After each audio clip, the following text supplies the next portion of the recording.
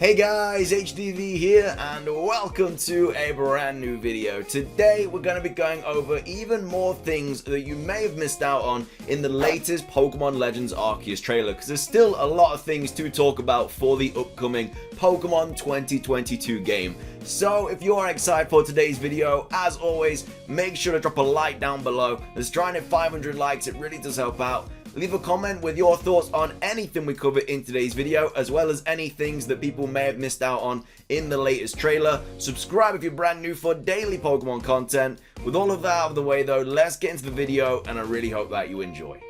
So, starting things off, everything that we're going to be going over today is all taken from the r/PokeLeaks Reddit. It was posted when the trailer was dropped, like more than 2 weeks ago now. It might even be 3 weeks ago now. I just haven't got around to kind of showing them all. But yeah, every single person, obviously big shout out to them that found all this stuff. But anyway, the first thing that we're going to be going over is this, which was posted by WLS Garrus, who said not only does Cyndaquil have its flame back, but it seems like they reworked the fire for it and Chimchar, and they actually leave fire particle effects.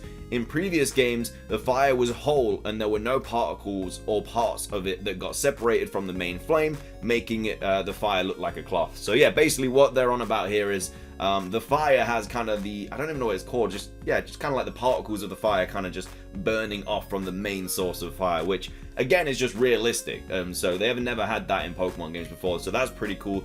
And you can see that on Cyndaquil here. Another fact about Cyndaquil as well, I spoke about this in a previous video, but when Cyndaquil is kind of like near battle or in a battle, he obviously has these flames out. But when he's just kind of chillaxing and he knows there's no danger around, the fire's in. So yeah, just a nice little neat feature there about Cyndaquil.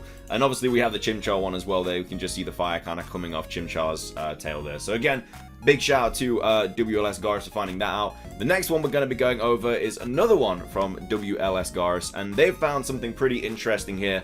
They posted saying it appears that we unlock parts of the HDvee as parts of the story / us ranking up as a researcher. So the game doesn't seem to be following Breath of the Wild in the way that everything's just available as soon as you start the game. You actually have to unlock different parts of the map. So obviously this is Silene in the galactic or whatever research place, and it says survey and research the Pokemon that live in the areas you currently have access to. So yeah, the fact that she's saying currently have access to, she's talking about there's some areas that you don't currently have access to, which is obviously the areas that you unlock as you kind of progress further through the game by, I'm guessing, doing more research and stuff and leveling up your whole research thing.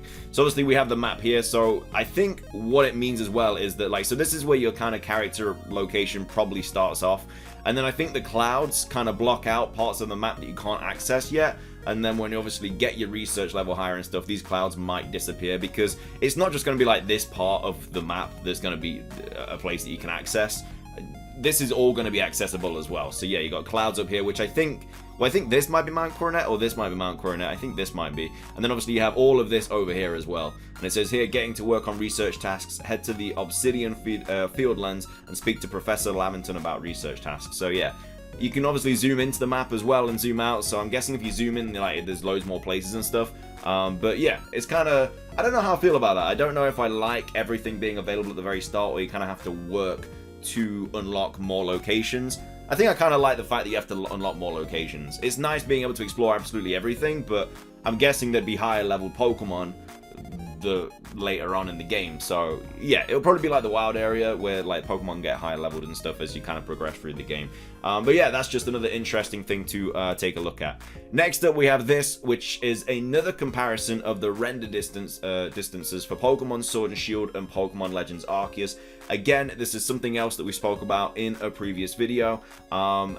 And it's still like mind-blowing. So here we obviously have the character in the wild area in Pokemon Sword and Shield, and there's a Mudsdale in the kind of vicinity, and then that's kind of as far as it goes. Like, this is how far you have to be away from a Pokemon before they kind of like minimize into nothingness.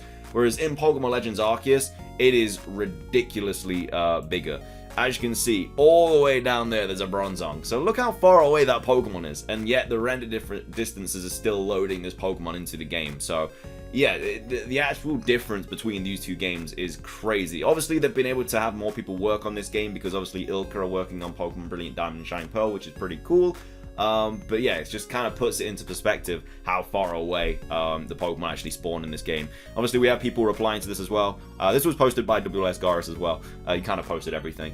We've got Winter Green saying, "My God, and look how empty Sword and Shield is. Thank the Lord that Game Freak woke up and or they had enough time to develop a decent game this time on a single console." But yeah, it does look very empty. Like, there's not really anything going on. There's just one Pokemon. Obviously, this picture is kind of taken when there's only one Pokemon on the screen. We all know that you can get more Pokemon than one on the screen. But yeah, just, I don't know why Legends of Arceus just seems to be like bursting with more life and stuff.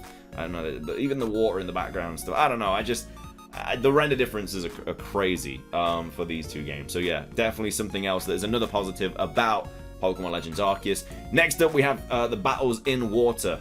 So this was posted by someone445, again 23 days ago.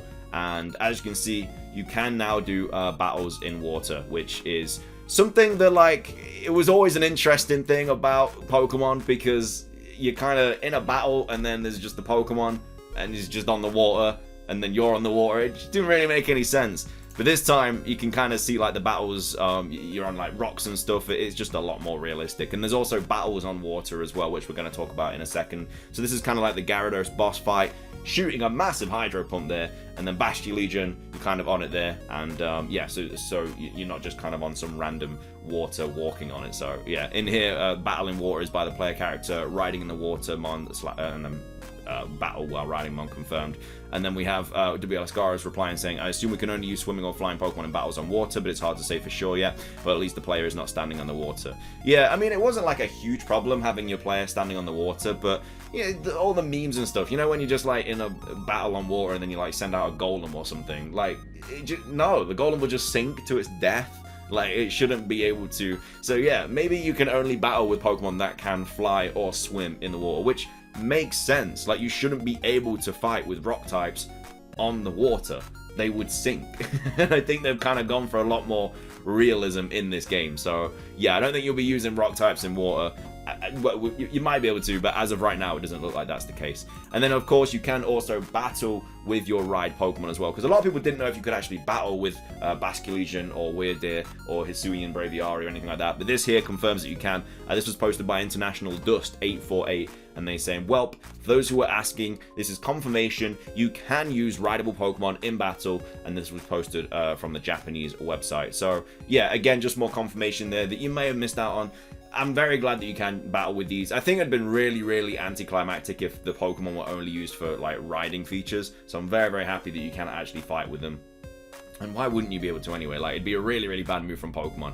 So that's all kind of like the Pokemon Legends Arceus stuff I wanted to go over. Like I say, there was a lot of there's quite a few things, like nothing crazy. Obviously, it's getting to the point now where we kind of analyze the trailer over and over and over again, and now the things that we're kind of picking up on are just very little kind of features that you probably missed out on, but still that I wanted to talk about anyway, because you know, I'm very excited for this game. And again, there might be a Nintendo Direct next week showcasing more stuff about these games.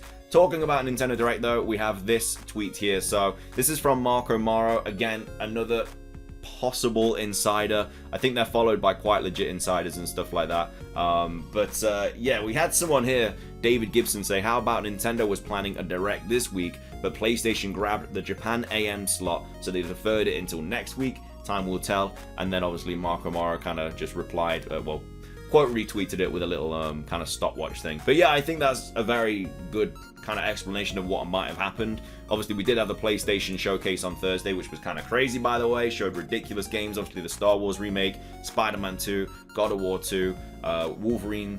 So many good games were showcased in that, and it was like kind of crazy. But yeah, obviously they're not going to do a Nintendo Direct like around the same time as that. Give PlayStation Showcase all that kind of attention, and then the week after, when it's all kind of settled, you can obviously pop off with your Nintendo Direct and it'll be alright. So yeah, fingers crossed that we do get some sort of Direct next week. Again, if we do, I'll be streaming it obviously, and it'll be a great time. It'll be fantastic. But anyway, that's going to be everything for today's video. I hope you guys did enjoy. I hope you saw something that you didn't already know about Pokemon Legends Arceus, because obviously that's the main reason we make these videos, to hopefully show you guys more about the game that hopefully you're excited about. Leave a like if you did enjoy. Let's try and hit 500 likes. Again, leave a comment, subscribe if you're brand new for daily Pokemon content. But yeah, that's everything from me. Have a fantastic rest of your day, and until next time, peace.